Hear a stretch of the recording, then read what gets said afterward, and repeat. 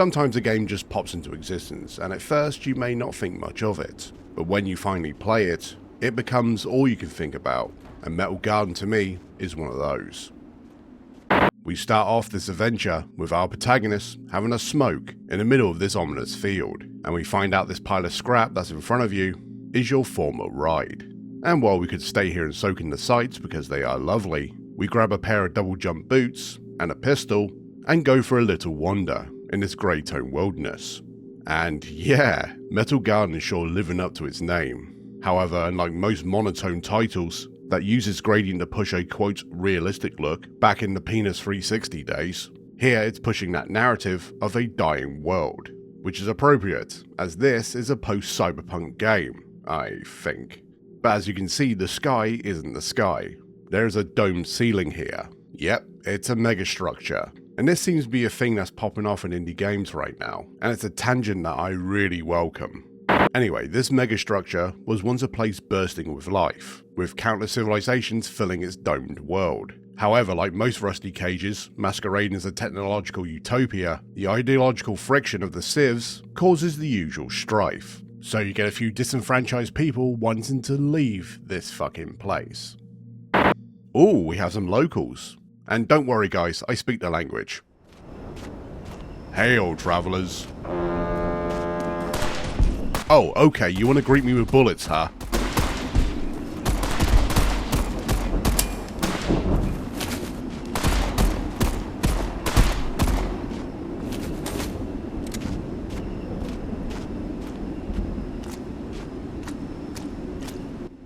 Also, why are these goons wearing tricone hats? I thought this was a sci-fi world. Anyway, after dealing with some highwaymen, we hike up this beautiful hill. And, okay, Adam and the Ants are at it again. And yeah, while the gunplay's a bit naff, it does give me early 2000s console FPS vibes. You know, Red Faction, Pariah, Black, and so on. Anyway, what I'm trying to say is this is another entry in the chunky shooter genre. Okay, granted, this particular strain of FPS doesn't exist, and I somewhat sarcastically came up with this genre in my video on the Conduit, but these games from this era have a certain weighty feel, a chunkiness if you will, and Metal Garden definitely has that. Okay, this is a PC game, so you can play this with mouse and keyboard, which makes the gunplay slightly more sharper, but the chunky gameplay adds a lot to me. Like this Dolt, whose armor is giving me Divine Cybermancy vibes. Okay, that's a bad pull, as that game alone has like 500 million things it's cribbing from stylistically. But anyway, Armor King goes off on a half-dead rant about finding a breach in this prison planet, and sent his troops to find it. However, our highwaymen, I guess, the clunkily named Central Scenario Mining Group, or CSMG, attacked our pompous Puma, and gave him the business end of their swords. Oh well, as we all know, there's no better monarch than a dying one. So we nab his key and leave him to the vultures. And yeah, that's your info dump for the entire game. While there are a couple of notes scattered around, and a few times you can eavesdrop on people in the world, the rest is just blasting goons and soaking in the sights, which is perfectly fine with me. And speaking of which, the foliage blown in the wind gives me glimpses of Dear Esther. Sadly, the sultry commentary of Nigel Carrington is absent here, but those islands in the distance, I am sure, are nothing more than relics of another time, sleeping giants, somnambulist gods laid down for a final dreaming. I wash the sand from my lips and grip my wrist ever more tightly. My shaking arms will not support my fading diaries. What? Oh, sorry. And to stop repeating myself, Metal Garden wears so many of its influences on its sleeve, to the point that some cynically minded twats would say that this is derivative, but no. This is a potpourri of influences tossed into a blender to make something that feels familiar while creating its own world. Like yeah, we have seen a ton of games in the last decade or so that shun all the new shiny graphical stuff to push more analog looks, but most of them lack the confidence to screw down on its minimalism. While Metal Garden, just like its name, revels in its sharp edges, while giving you this place, while beautiful, that made me feel lonely and isolated. Basically, it's jocking the things I love about walk sims and pasting in some good old shooty bollocks to help the atmospheric medicine go down. Okay, I do have another old man memory I want to stroke, which is I love the ragdolls, they just give me painkiller flashbacks. Oh, and the sniper rifle, which feels familiar and terrible, but is also a mashup of the Tal Pulse rifle from 40k and the Covenant carbine from Halo 2, with a little hint of the nail gun from Fear, without the catharsis of course. Alright, I'll stop, but the cool views just keep on coming, like this sprawling highway that really sells the former life this place had, with more fools trying to take you out. Also, I love that every shot fired by your enemy is projectile based instead of hit scan, which gave it a certain light strategy to the fight, rather than seeing who can react the fastest before falling over dead. I'm just mixed on the combat. While it's not amazing, it's doing stuff that I do fuck with. Also, the animations could be better, especially these melee fighters who look pretty stiff.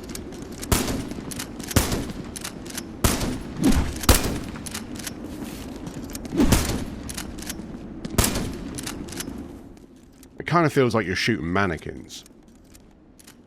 Oh wow, look at this! This is some visual storytelling here. As you can tell, this was a fortified choke point from a war long ago. And perhaps I'm getting deja vu from playing all those Call of Duty games a while back. Oh, whoa, hold the phone, Captain Price. Look at this. Now that is a cocking view. But also means I gotta jump onto these cogs and And while I'm not the biggest fan of platforming games, especially in first person, this feels pretty damn good. Which it should be, because it is a sizable chunk of the gameplay. And the sense of vertigo, while standing on these platforms, did give it that added spice. However, this illusion is slightly broken, because if you do manage to fall off, you only lose a sliver of health, which is quite forgiving. I'd rather have that than just die and go to a checkpoint. But yeah, I kinda got into this. And as this is my first foray into the megastructure genre, so far, I'm loving what I'm seeing. Apart from the fucking landmines. And once we get past all this, we have another massive room to jump our way through. And while it's pretty simple, I love how every jump feels significant. It's not a precision platformer, where one tiny fuck up will wreck your run, but all the stuff I said earlier really gives it that grunt. And seriously, I need to start playing more platformers. It's a thing that I never really got into, and you could count the amount of platform games I've beaten on one hand, but damn, Metal Garden is really wetting my beak. But look, we made it to the other side of that gorge, and I love it when games do that. Anyway, we are greeted by these fluffy guys, and damn, look at these windmills. They are so cool. Oh, hang on, we have more knobs to shoot. Yeah, give me a sec. And yeah, this valley is really giving me Killzone 1 vibes. Fucking mines.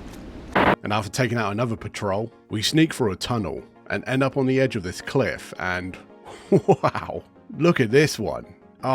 Just keep them coming. And after that, we make it to the top of this tower to grab some supplies. Wait, isn't this critical path? No, I actually forgot that this was a side thing and not the main road.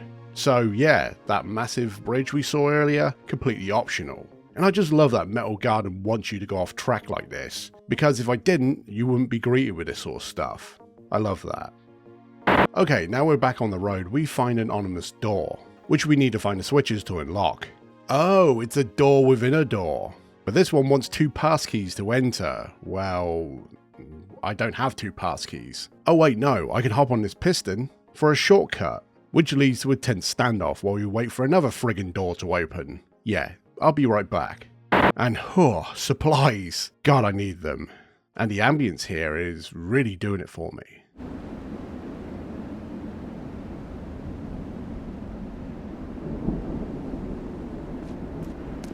It's so serene.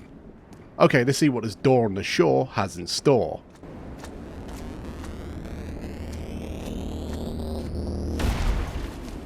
Oh, it's a boss fight, huh?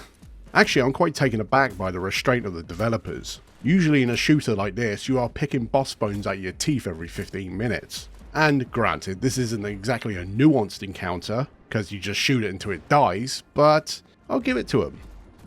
But this next section? Wow. Now I get why people fucking love the megastructure aesthetic. Because this cave is, well, cavernous. And you can see under all this debris that this world is imploding. Also here is one of the 6 tracks that plays, just as we get to this critical moment. Once again, it's all about restraint. Granted, the other pieces of music here are used for emphasis when you enter a new area, but this one to me sticks out the most.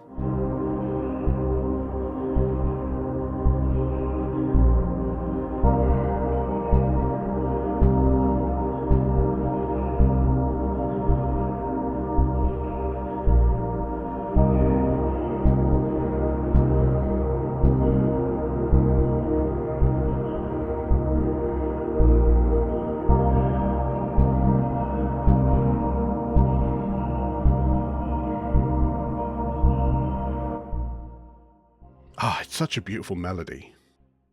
Oh wow, look at this train station. So am I going to be on a rail? And yeah, that was the worst Half-Life joke ever, I'm sorry. Ooh, what's this door? Oh, is this the breach? Okay, so what's on the other side? Huh. A ball? No, is that a planet? What's going on? Luckily, there's a terminal close by so we can get an idea of what the hell is this thing. And basically, this planet is being used as a counterweight to keep this megastructure grounded, as this world we inhabit is a pillar holding up an even bigger megastructure. So you're telling me we're not technically outside? We've only broken out a single layer of this place, like a Russian nesting doll. But hold up, how many layers are we under? How deep does this go? And I have to say that this revelation kind of hit me like a brick. Yeah, we may be free of that world, but we are still a rat in, I assume, an infinitely sized maze. This is such a hit and run ending. And it's almost Lovecraftian in its existentialism. It kind of makes me feel hopeless and hopeful at the same time. If that makes any sense. Huh, I wasn't expecting a game like this to leave such an impact. And while this is abrupt, it certainly left me wanting more. Honestly, I want 50 sequels, because this cannot end. We gotta keep going. We gotta see how far this takes us.